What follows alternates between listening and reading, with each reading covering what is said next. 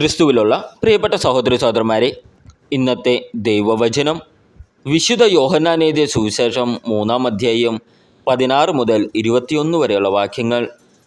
എന്തെന്നാൽ അവനിൽ വിശ്വസിക്കുന്ന ഏവനും നശിച്ചു പോകാതെ നിത്യജീവൻ പ്രാപിക്കുന്നതിനു വേണ്ടി തൻ്റെ ഏകജാതനെ നൽകാൻ തക്കവിധം ദൈവം ലോകത്തെ അത്രമാത്രം സ്നേഹിച്ചു. ദൈവം തൻ്റെ പുത്രനെ ലോകത്തിലേക്ക് അയച്ചത് ലോകത്തെ ശിക്ഷയ്ക്ക് വിധിക്കാനല്ല, പ്രത്യുത അവൻ വഴി ലോകം രക്ഷ പ്രാപിക്കാനാണ്. അവനിൽ വിശ്വസിക്കുന്ന ഒരുവനും ശിക്ഷയ്ക്ക് വിധിക്കപ്പെടുന്നില്ല.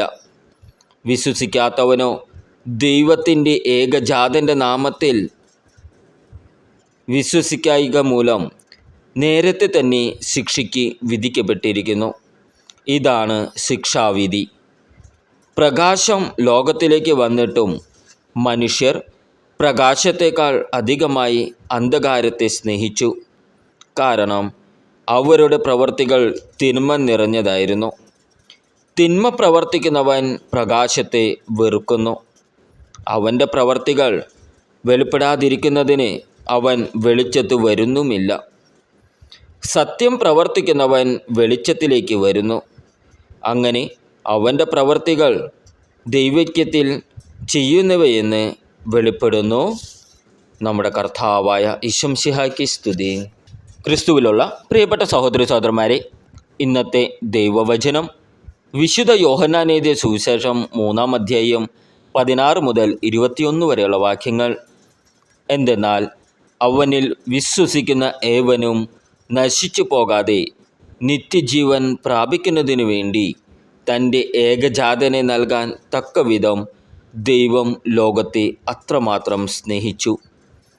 ദൈവം തൻ്റെ പുത്രനെ ലോകത്തിലേക്ക് അയച്ചത് ലോകത്തെ ശിക്ഷയ്ക്ക് വിധിക്കാനല്ല, പ്രത്യുത അവൻ വഴി ലോകം രക്ഷ പ്രാപിക്കാനാണ്.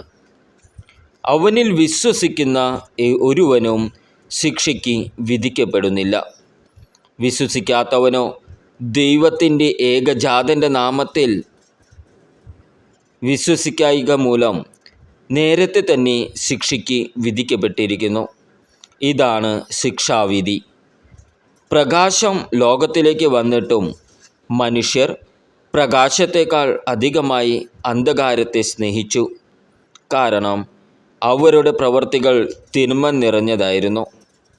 തിന്മ പ്രവർത്തിക്കുന്നവൻ പ്രകാശത്തെ വെറുക്കുന്നു. അവൻ്റെ പ്രവർത്തികൾ വെളിപ്പെടാതിരിക്കുന്നതിന് അവൻ വെളിച്ചത്ത് വരുന്നുമില്ല. സത്യം പ്രവർത്തിക്കുന്നവൻ വെളിച്ചത്തിലേക്ക് വരുന്നു. അങ്ങനെ അവൻ്റെ പ്രവർത്തികൾ ദൈവൈക്യത്തിൽ ചെയ്യുന്നവയെന്ന് വെളിപ്പെടുന്നു.